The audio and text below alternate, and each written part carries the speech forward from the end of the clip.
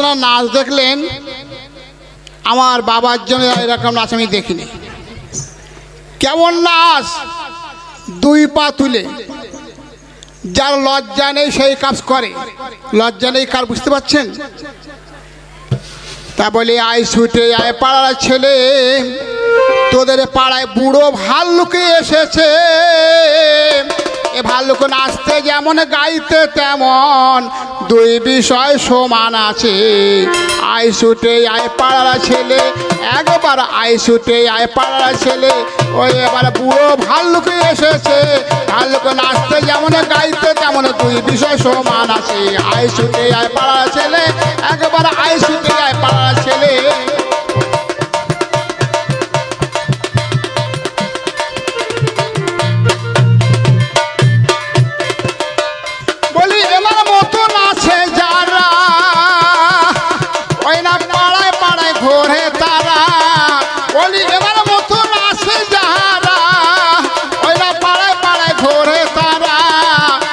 ছেলে হলে নাচা যারা, আবার ছেলে হলে নাচা যারা, ওই এবার হিসুড়ে নামও ধরেছে। আয় ছুটে আয় পাড়া ছেলে, একবার আয় ছুটে আয় পাড়া ছেলে। একটা বুড়ো ভাল্লুক এসেছে, ভাল্লুক নাচতে যেমন গাইতে তেমন, দুই বিষয় সমান আছে। আয় ছুটে আয় পাড়া ছেলে।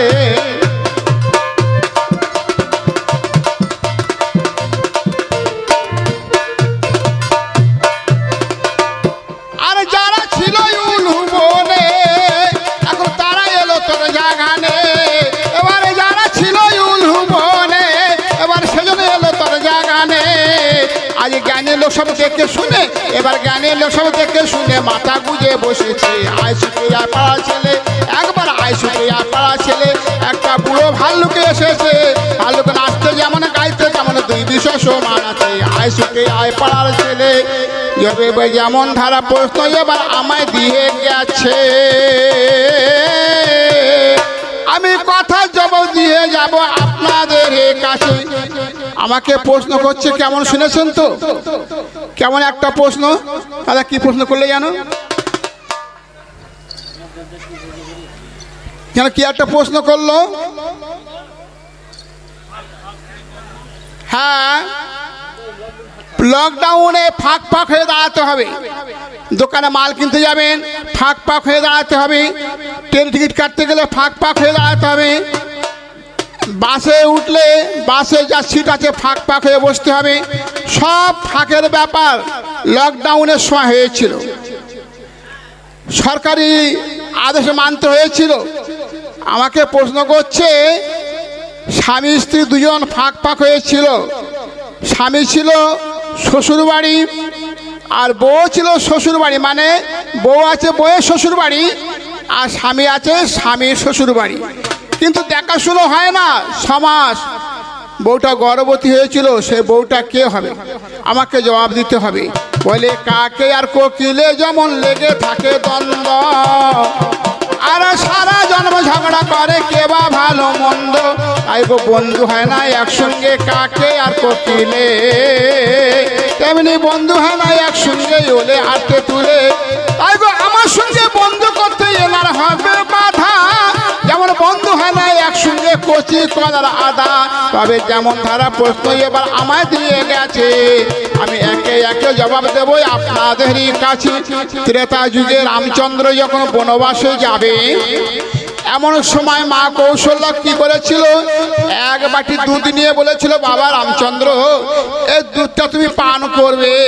যখন দুধ হাতে দিয়েছে এক বাটি দুধ, আর মা কই কই বিমাতা করলে কি হাত থেকে বাটিটা কেড়ে নিয়ে বলছে, যাবার সময় দুধ ফেলে দিয়েছিল। রামচন্দ্র বলেছিল, মা আজ তুমি তো আমার বিমাতা মা, তোমার কাজ এটা হলো। আমার মা কৌশল্যা দুধ দিতে দিয়েছিল খেতে, দুধ আমার খাওয়া হলো না, দুধ তুমি ফেলে দিয়েছো। মা ওই দুধ তোমার কাছে হবে খুব মূল্যবান, কেমন জানো পাষাণ হয়ে তুমি রবে, দুধ পাষাণ হবে। আর আমি তোমার গর্ভে জন্মগ্রহণ করবে, কিন্তু দুধ পান করব না। সেদিন বুঝতে পারবে সন্তানের কত বেদনা, আর তোমার কত বেদনা মা সেদিন জানতে পারবে। বলে এইভাবে তো অভিশাপ রামচন্দ্র দিল, কিন্তু সেই রামচন্দ্র আবার ধরা ধামে এলো। দেবকীর গর্ভে যখন নিয়েছে আর কংসর কারাগারে বন্দী হয়ে আছে। কংস কারাগারে বন্দী হয়েছিল আর যে জায়গাটায় দুধগুলো পড়েছিল সেই জায়গা মাটি বা সেই জায়গায় পাথর হয়েছিল। সেই পাথরটা চাপা পড়েছিল কোথায় না দেবকীর বুকের উপরে পাষাণ চাপা দেওয়া ছিল। সেই গর্ব হয়েছিল কে? স্বয়ং ভগবান শ্রীকৃষ্ণ। বলে এই তো তোমার কথার জবাব আমি শাস্ত্রে যাহা পাই। আরে একে একে সকল কথা বলে গেলাম ভাই।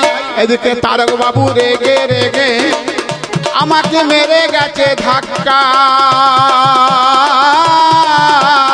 আমি গয়া যাই কি কাশি যাই মদিনা মক্কা। তারক এটা হচ্ছে কবির আসর, শুনেছি এখানে কবি গান হয়। শিবপ্রসাদ বাবু বললেন আমাদের ওখানে কবি গান হয়, তা সবাই এবার চাইছে কবি গানটা বাদ দিয়ে তরজা গানটা হোক। তাই দাদা আপনার কাছে ফোন করলাম, আপনি দলবল নিয়ে আসবেন। কথা মতো এখানে এসেছি। আপনারা কখনো দেখেছেন কবি আল যারা গান করে তারা ঠোকা দিয়ে নাচ দেয়? এ ঠোকা দেওয়া নাচ আমি দেখলাম। এই দেখুন, একটু বলতে হয়, না বললে নয়। কয়েকজন পণ্ডিত মহাশয় রাস্তা দিয়ে যাচ্ছে আর রাস্তার ধারে একটা বটগাছ আছে। এই বটগাছের তলায় এর মতো এরকম একটা বৈরাগী বৈষ্ণব মানুষ ওই মাটির ঢালাটা মাথায় দিয়ে শুয়ে আছে। পণ্ডিতগণ বলছে আর যাচ্ছে, কি বলছে? নে বেটা অল্প বয়সে বৈরাগী বৈষ্ণব হয়েছে কিন্তু এখনো বিলাসিতা গেল না, এখনো বিলাসিতা গেল না। কথাটা কর্ণপাত হয়েছে। ও করলে কি মাটির ঢালাটা মাথার থেকে সরিয়ে দিয়েছে, দিয়ে খালি মাথায় শুয়ে আছে। আবার তারা যখন ফিরছে আর বলছে বেটা বৈরাগী বৈষ্ণব মানুষ অল্প বয়স তো, এর এখনো তেজ গেল না, এর এখনো তেজ গেল না। তা আজকের বেটা আমার সম্মুখে যে এই কাপড়টা ঠোকা দিয়ে নাচছে, তেজ গেল না, বুঝতে পারছেন? তাই বলি ওই আমার বাছা বৈরাগী, আমার বাছা বৈরাগী, তুমি অমন করে ফুটো না আসরে। আমার বেশি করে ফুটলে পরে, আমার বেশি করে ফুটলে পরে সুগন্ধ হাওয়াতে যে নষ্ট করে, সুগন্ধ হাওয়াতে যে নষ্ট করে। ওই আমার বাছা বৈরাগী আজ অত করে ফুটো না আসরে। ওই আমার বাছা বৈরাগী আজ অত করে ফুটো না আসরে।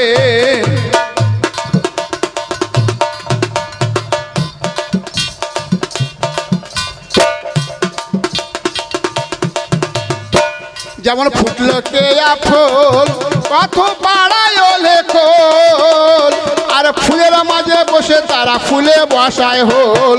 ও যেমন ফুটলে কেয়া ফুল কত পাড়ায় ওলে কোল, আর ফুলের মাঝে বসে তারা ফুলে বসায় হোল। এখন সেইভাবে জুটেছে অতুল, এখন সেইভাবে জুটে আছে, আর সেইভাবে জুটেছে অতুল। একবার দেখো না চারিধারে ওই আমার বাছা বৈরাগী আজ অত করে ফুটো না আসরে। ওই আমার বাছা বৈরাগী আজ অত করে ফুটো না আসরে।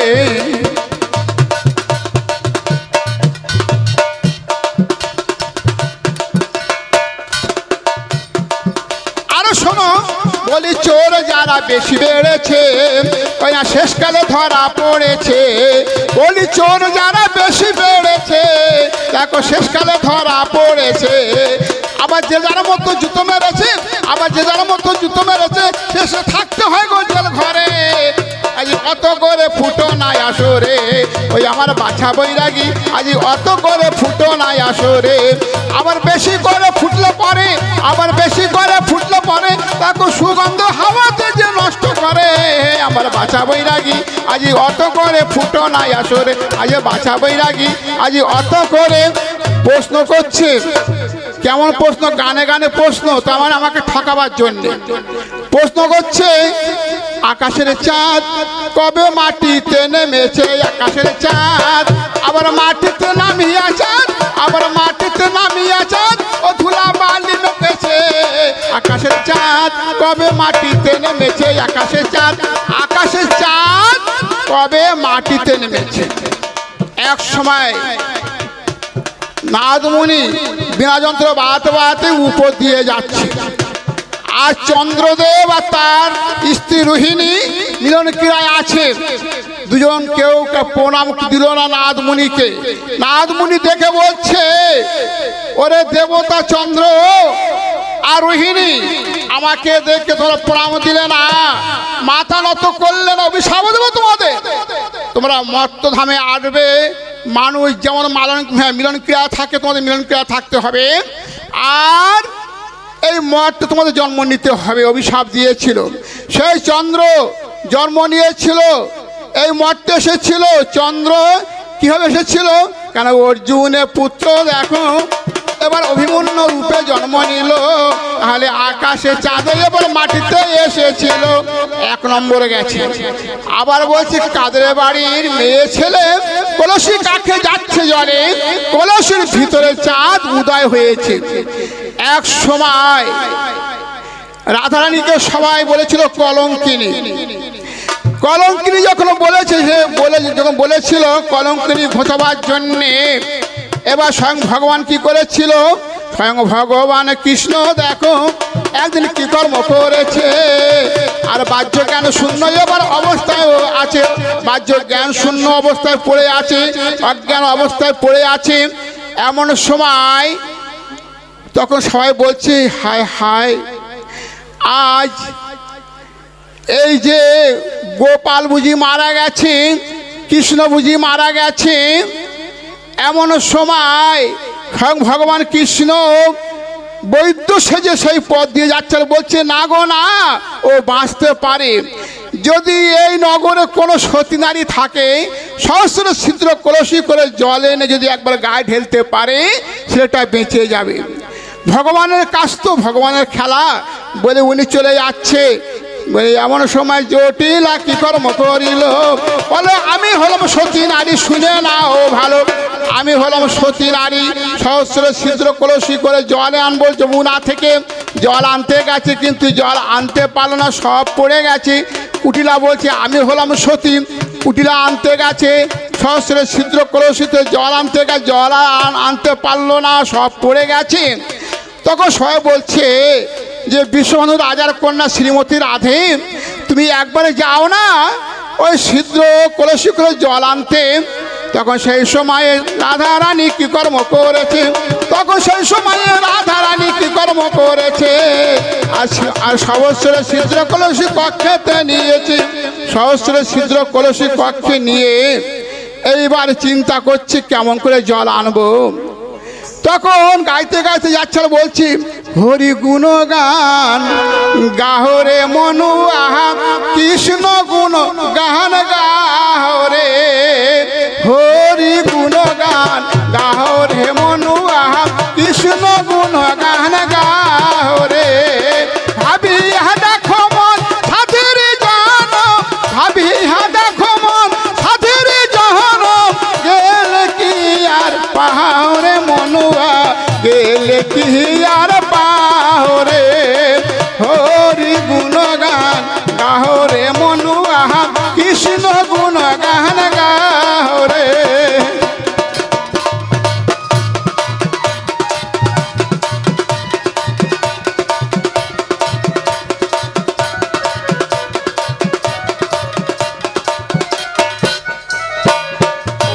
হরে কৃষ্ণ হরে রাম, নাম যে প্রাণ রাম, রসনা সুরসয়ানে। হরে কৃষ্ণ হরে রাম, নাম যে প্রাণ রাম, রসনা সুরসয়ানে। তাই যদি না হয় দেব মৃত্যুঞ্জয়, তাই যদি না হয় দেব মৃত্যুঞ্জয়, শ্মশানে ভূমি বিজ্ঞানে। বিনাশে ভবরোগ হরি নামে মৃত ভোগ, আকণ্ঠ পুরিয়া খাও রে মনুয়া, আকণ্ঠ পুরিয়া খাও রে। হরি গুণ গান গাও রে মনুয়া, কৃষ্ণ গুণ গান গাও রে। হরি গুণ গান গাও রে মনুয়া, কৃষ্ণ গুণ গান। হরি গুণগান কৃষ্ণ গুণগান গাইতে গাইতে যখন রাধে যমুনায় সেই ছিদ্র কলসিটা বুড়িয়ে ধরলেন, আমার সহস্র কৃষ্ণ তখন, ওই না সহস্র কৃষ্ণ তখন এবারে সেখানে এলো, আর ছিদ্র কলসি তখন বন্ধ হয়ে গেল। ওই না এক কলসি জল নিয়ে হাজির হয়ে গেছে আর চন্দ্র গো সেই সময় উদয় হয়েছে, কৃষ্ণচন্দ্র উদয় হয়েছিল, সহস্র কৃষ্ণচন্দ্র। আর জল গায়ে দিতে ভগবান তখন মিটিমিট করে চোখটা মেলেছিল। এইখানে ওই কলসের ভিতরে চাঁদ উদয় হয়েছে। আবার বলছে কাদের বাড়ির কচি ছেলে ধুলা বালি তুলে খেলে বদন কমলে চাঁদ দেখা দিয়েছে। এক সময় স্বয়ং ভগবান শ্রীকৃষ্ণ ওই মাটি খুঁড়ছে আর গালে ভিতর দিচ্ছে, মানে মাটি খুঁড়ে খুঁড়ে খাচ্ছে। যশোমতী দেখতে পেয়ে বললে গোপাল আমি তোকে এত ননি সালা মাকম খাওয়াই, তা খেয়ে তোর হয় না, শেষকালে মাটি খুঁড়ে খুঁড়ে তুই খাচ্ছিস। বলে মা আমি কিচ্ছু খাইনি, মা আমি কিচ্ছু খাইনি, কিচ্ছু খাইনি। কানটা ধরে যখন একটা চর দিতে গেছে আর হা করে বলছে মা দেখো তো আমি কিছু খেয়েছি কিনা। যে ভগবান কৃষ্ণ হা করেছিল বলিস এখানে তো দেখো এবার হা করেছিল, বিশ্ব ব্রহ্মাণ্ড রূপ এবার দেখতে পেয়েছিল। মা যশোমতী তখন দেখো ওই চন্দ্র সূর্য তারা দেখিতে পেয়েছে। আরে এই তো তোমার কথা জবাব কথায় মিটে গেছে। আচ্ছা আমি একটা প্রশ্ন করি, ওই এবার তারক তুমি বলবে আর তোমার মুখে পরম সুখে সবাই শুনে নেবে। শোনো তারক, আমাদের দুপুরে সভা হয়েছে কোথায় না, না শিবপ্রসাদের বাবুর বাড়িতে। শিব বাবুর বাড়িতে আমাদের আজকে সভা হয়েছে। একটা বুড়ি মানুষ বলছে বাবা তোমার নামটা কি? আমি বলি আমার নাম মঈনুদ্দিন। বাবা তুই মুসলমান? হ্যাঁ আমি মুসলমান। তুমি তরজা গান করো? তা বলছে হ্যাঁ। আমি বলি হ্যাঁ আমি তরজা গান করি। তা আমার বংশ পরাপর আমি তরজা গান করে আসছি। আমার বাবার বাবা ঠাকুরদা তিনি তরজা গান করতেন, আমার ঠাকুরদা তিনি তরজা গান করতেন। আমাকে নিয়ে 4 পুরুষ চলছে। তো শোনো তারও একে নাপি সুবৃক্ষের পুষ্পিতেন সুগন্ধিনা সাং বংশাতে বনং সুপুত্রং কুলং যথা। চাণক্য পণ্ডিত বলছে একটা বনের মধ্যে যদি সুন্দর একটা ফুল গাছ থাকে, যদি সেই ফুল গাছের ফুলটা ফোটে বনটা আলোকিত করে, বংশের মধ্যে যদি একটা ভালো বংশ জন্মগ্রহণ করে সে বংশতে বংশের গৌরব বেড়ে যায়। আবার কি বলছে কোকিলানাং স্বরূপ নারী রূপং পতিব্রতা বিদ্যারূপং কারূপণং ক্ষমারূপং তপস্বী। তার মানে কোকিল দেখতে অতি কালো কুৎসিত, রংটা কালো হতে পারে কিন্তু তার স্বরটা খুব মিষ্টি। বিদ্যারূপং কারূপণং ক্ষমারূপং তপস্বী, তার মানে যে বিদ্যা অর্জন করে যদি তার মধ্যে কোনো ক্ষমাজ্ঞান না থাকে সে বিদ্যার কোনো মূল্য নেই, সে বিদ্যার মূল্য হতে পারে না। তাই বলছি যদি কোনো নারী কালো কুৎসিত হয়, যদি তার প্রতিভক্তি থাকে তার জীবনে অনেক দাম আছে। তা আমি যখন এই কথাগুলো বললাম বলছে বাবা তোমার গান শুনতে যাব, আর তোমার কাকাও কিন্তু গান শুনতে যাবে। বলে আমার গো সেইখানেতে শোনা এবার হলো আর বুড়ো আর বুড়ি এবার গান শুনতে আসছে। ভালো বুড়ো আর বুড়ি গান শুনতে আসছে। আপনাদের এই ফিল্ডে একটা টর্চ লাইট নিয়েছে। এখন বুড়ো বলছে তুমি আগে আগে যাও, আমি লাইটটা মারছি, লাইটটা ধরে রাখবো আর তুমি আগে আগে যাও, তোমার পিছনে আমি আছি। বুড়ো পিছনে আছে আর বুড়ি আগে আছে। যখন আগে আগে চলে আসছে এমন সময় দেখছে একটা যুবক ছেলে সে মানে লুকিয়েছিল, সে উঠে বুড়ির ওই আঁচলটা ধরে বলছে ও বউ বউ তুমি তো আমার বউ, ও বউ বউ তুমি তো আমার বউ। আঁচলটা ধরে যখন এই কথা বলছে আর বুড়ো লাইটটা মেরে রেখে দিয়েছে, লাইট যখন মেরে রেখে দিয়েছে দেখতে পেয়েছে, দেখতে পেয়ে ছুটে যে ছেলেটার মাথার চুল ধরে বলছে এই খোকা আমার বউয়ের সঙ্গে তোর এত কি পীড়িত এত কি প্রেম, আজ আমার বউকে ধরে বলছি আমার বউ, ও বউ আমার বউ, এ বউটা কার জানিস?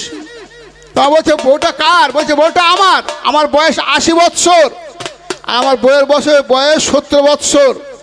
এখন ও বউটা আমার বউ। বলছে মাথা চুলটা ছেড়ে দাও বলছি, নাহলে কিন্তু বিপদ হয়ে যাবে।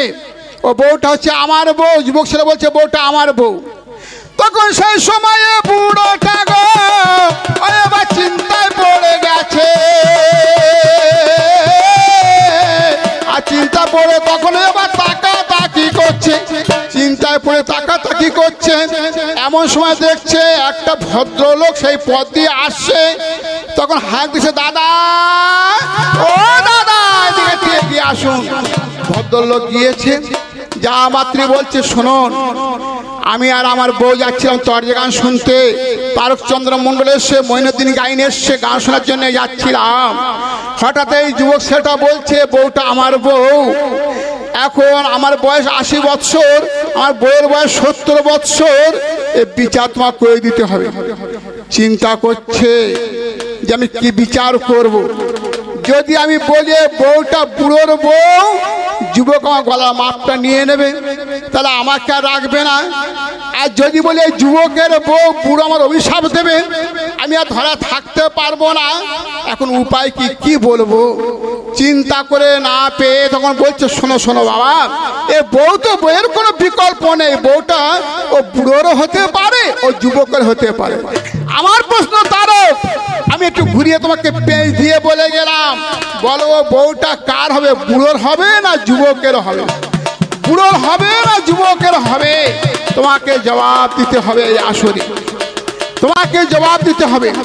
তবে সত্য জীবনটা ধন্য হলে কি জানেন, এখানে তারক বাবু টাকা পেয়েছে, ওর মনটা বড় হাসি খুশি ভাবে এসে গেছে।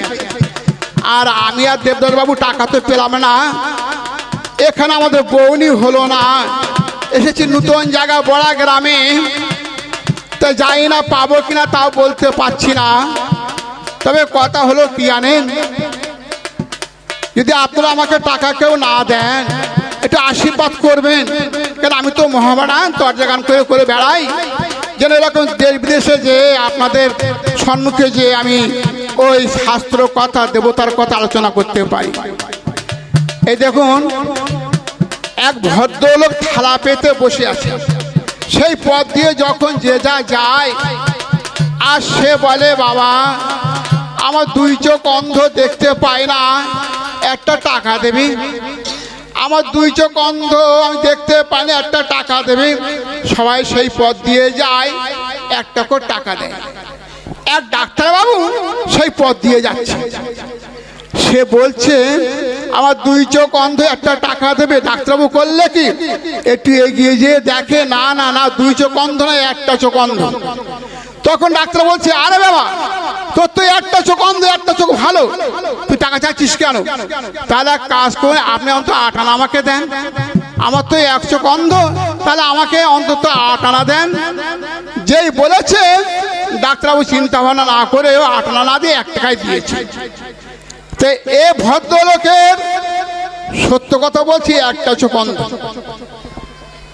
আর আমার 2 চোখ অন্ধ কেন জানেন? আমার বাবাও নেই, মাও নেই, মারা গেছে, সব চলে গেছে। তারা স্বর্গবাসী হয়ে গেছে, বেহেশতবাসী হয়ে গেছে। আর ওর বাবা মারা গেছে, মা এখনো বেঁচে আছে। তাহলে ওর একটা চোখ অন্ধ, আমার 2 চোখ অন্ধ। তা এখন বলতে চাই, আসরে বাবা অক্ষর কটা জানেন? 2টো অক্ষর, বয়াকার বয়াকার বাবা। মামা অক্ষর 2টো, ময়াকার ময়াকার মামা। দাদা অক্ষর 2টো, দয়াকার দয়াকার দিলে দাদা হয়। কিন্তু মা ময়াকার মা, তারপরে আর কোনো অক্ষর বসানো যায় না, আর কোনো অক্ষর বসে না। সেই মা যখন মারা যায়, মায়ের জন্য সন্তান কাঁদে উভুরায়। কেন? মা বলে বলা ফুরিয়ে গেছে, আর মা বলে বলা হবে না। জন্মের মতো মা আমার চলে গেছে, যদি মাসিমা বলে, খোকা আমি তোর মায়ের মতো বোন হবে, কখনই হবে না। সেই মায়ের মতো মা আর কেউ হতে পারে না। তাই মা যখন মারা যায়, মাকে খাটিয়া করে তুলে কোথায় নিয়ে যায়? শ্মশানে নিয়ে যায় কিংবা কবরে নিয়ে যায়। কেন? সৎ কাজ করতে হবে। তাই সেই মায়ের বিষয়ে আমি একখানা গান গাইবো। মা, আমি ফুচকা কিনে খাবো না, আমি ফুচকা কিনে খাবো না, বলে গেছে না? আমার হাতে দিলে আমি ফুচকা কিনে খাবো, ওর হাতে দিলে গোবিন্দ সেবায় দেবে। ও গোবিন্দ সেবায় দেবে, গোবিন্দ সেবায় দেবে মানে ওর খাওয়া হবে। তা আমি কিন্তু ফুচকা কিনে খাবো না, কারণ আমি তো একটা গায়ক, আমি ফুচকার ধারেও যাই না, ফুচকাও খাই না। তাই মায়ের বিষয়ে একটা গান করবো। মা, যদি আপনাদের দয়া হয় আমার উপরে, সন্তান জ্ঞান করে অন্তত আমার হাতে কিছু দেবেন, তাহলে আমার সম্মানটা বাঁচবে। তাই বলি, ওরে সাদা কাপড় পরাইয়া ওই খাটের উপর সহ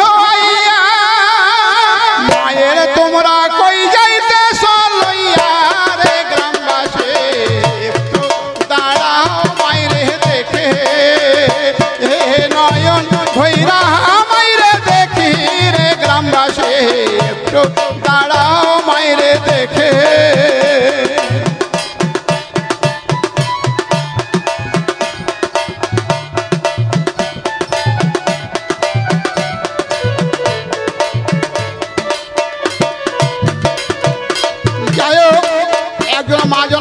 গর্ভধারিণী সন্তান জ্ঞান করে আমার হাতে 10 টাকা দান করেছে। আমি ভগবানের কাছে বলি, ভগবান যে আশা নিয়ে যে উদ্দেশ্য নিয়ে আমার হাতে দান করেছে যেন মনে আশাটা পূর্ণ হয়। আরেক মা জননী উনি 10 টাকা দান করেছে, ওর সঙ্গে দক্ষিণাটাও দিয়েছে।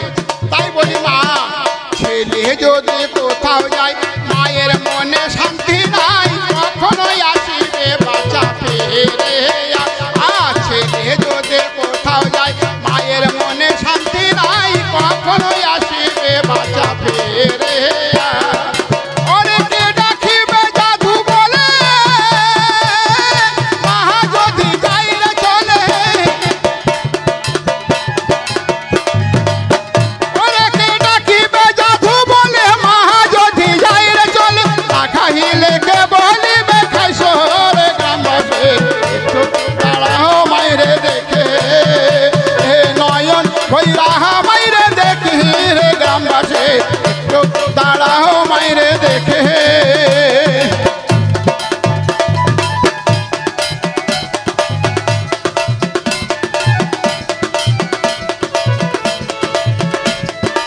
মনে করুন মা বেঁচে আছে, বউ আছে, যাওয়ার সময় বলছে বউকে, শোনো, যাই হোক আমার এক মা জননী উনি 100 টাকা দিয়েছে।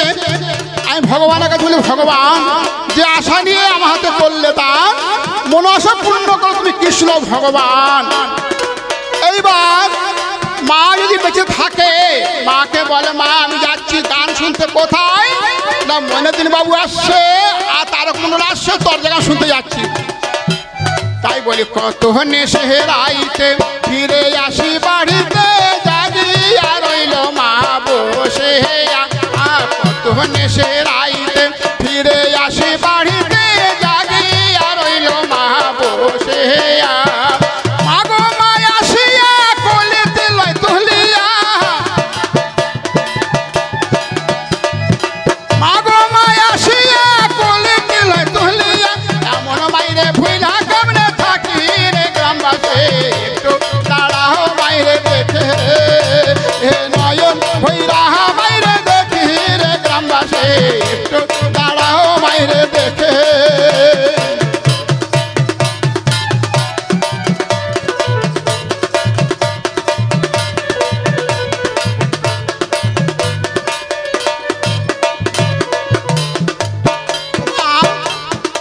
সন্তান কাঁদতে কাঁদতে চোখে জল ফুরিয়ে যায়, আর চোখে জল থাকে না, জল আসে না। শেষকালে কি বলে, শোনো বাড়ির লোকজন কি হবে এখন, কান্দিলে বলো লাভ হবে কে। শোনো বাড়ির লোকজন কে হবে এখন, কান্দিলে বলো লাভ হবে কে। তোমরা ধূপ ধুন দিহিয়া চন্দন মাখাইয়া, ধূপ ধুন দিহিয়া আলতা পহরাইয়া, জন্মের মতো দাও না বিদায় করিয়া গ্রামবাসী, একটু দাঁড়াও মাইরে দেখে। নয়ন ভৈরা মাইরে দেখি রে গ্রামবাসী, একটু দাঁড়াও মাইরে দেখে।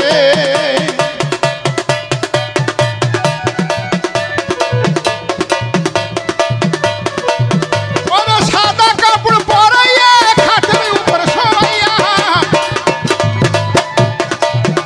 ওরে সাদা কাপড় পরাইয়া খাটের উপর শোয়াইয়া। মাইরে তোমরা কই যাইতে চলইয়া রে গ্রামবাসী, একটু দাঁড়াও মাইরে দেখে। আহা নয়ন ভৈরা মাইরে দেখি রে গ্রামবাসী, একটু দাঁড়াও মাইরে দেখে। যাই হোক আমার মা জননীরা আমার হাতে টাকা দিয়েছে, আর সন্তানে জ্ঞান করে মা সত্যি আমি মাকে ফেলে এসেছি। মা হারিয়ে গেছে, বাবা হারিয়ে গেছে, আমাকে সবাই টাকা করেছে দান। আমি ভগবানের কাছে বলি, ভগবান তুমি রেখে দিও মায়েদের এই জগতে সম্মান, মায়েদের শাখা সিঁদুর বজায় রেখো ভগবান। আর আমার যে প্রশ্ন আমি করে গেলাম তারকবাবুর উপরে আপনার জবাবটা নিয়ে নেবেন। বলে এইখানেতে দেখো আমার বলা কওয়া হলো, বলে এইখানেতে দেখো আমার বলা কওয়া হলো, আজ কিভাবে করে শুনিবেন সকল, তবে আর বেশি বলবো না, আমি আর বেশি বলবো না, আর কিভাবে জবাব করে শুনুন সর্বজনা। এই পর্যন্ত হলাম কান্ত রাধাকান্তেশ্বরে, এবারে বাহু তুলে বদন ভরে বলুন হরে হরে।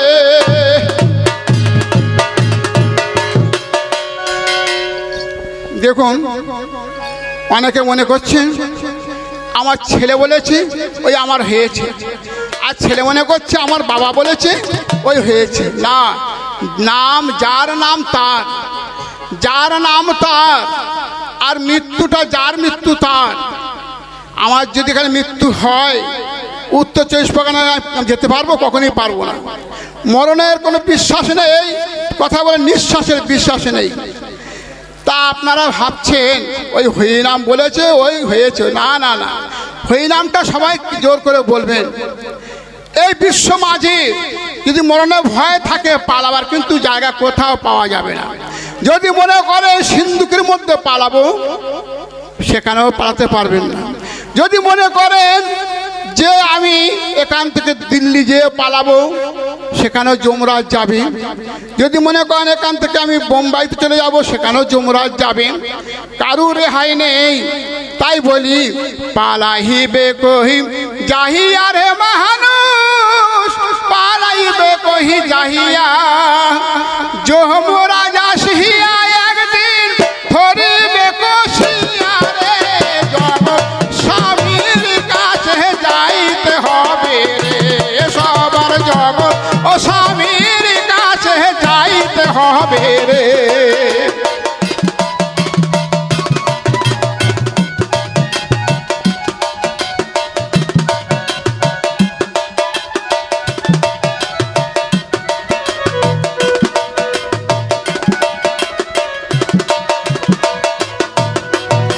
বিয়াতে আইসো হে মানুষ এ ভব সংসারে, আর বিয়া হইব তোমার স্বামীর হাত ধরে। এক বিয়াতে আইসো হে মানুষ এ ভব সংসারে, আর বিয়া হইব তোমার স্বামীর হাত ধরে। আর বিয়া সামনে আসে, আর বিয়া সামনে আসে, সাদা কাপড় দিয়া রে, জগৎ ও স্বামীর কাছে যাইতে হবে রে, সবার জগৎ ও স্বামীর কাছে যাইতে হবে রে।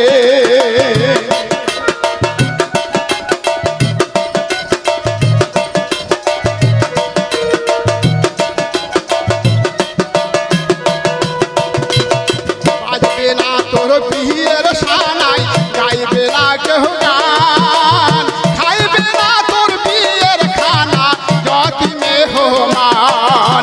বাজবে না তোর বিয়ের সানাই, গাইবে না কেহ গান, খাইবে না তোর বিয়ের খানা যতি মেহমান। কেহ কাঁদবে চুপে যাবে, কেহ কাঁদবে চুপে যাবে, মায়ে কাঁদবে চিল্লাইয়া রে, জগৎ ও স্বামীর কাছে যাইতে হবে রে, তোমার জগৎ ও স্বামীর কাছে যাইতে হবে রে।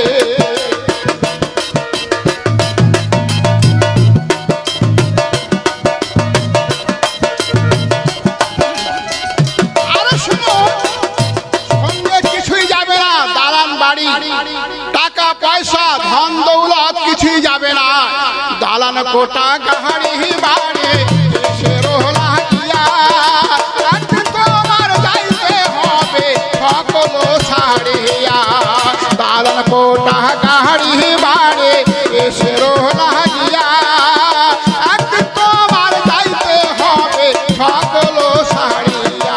ও তুমি যাইবা তা আরে আইবা না, যাইবা তা আরে আইবা না, জহনদের লাগিয়া রে, জগৎ ও স্বামীর কাছে যাইতে হবে রে, তোমার জগৎ ও স্বামীর কাছে যাইতে হবে রে।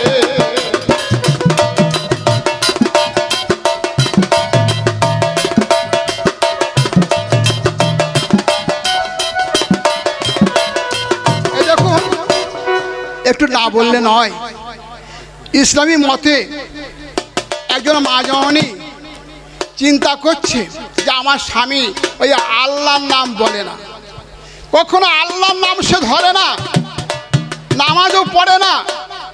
তা মানত করলেন যদি আমার স্বামী কোনো আল্লাহর নাম ধরে ডাকে তা আমি সেদিন 5 জন ওই মোত্তাকিন মুসলিমদের দাওয়াত করে খাওয়াবো।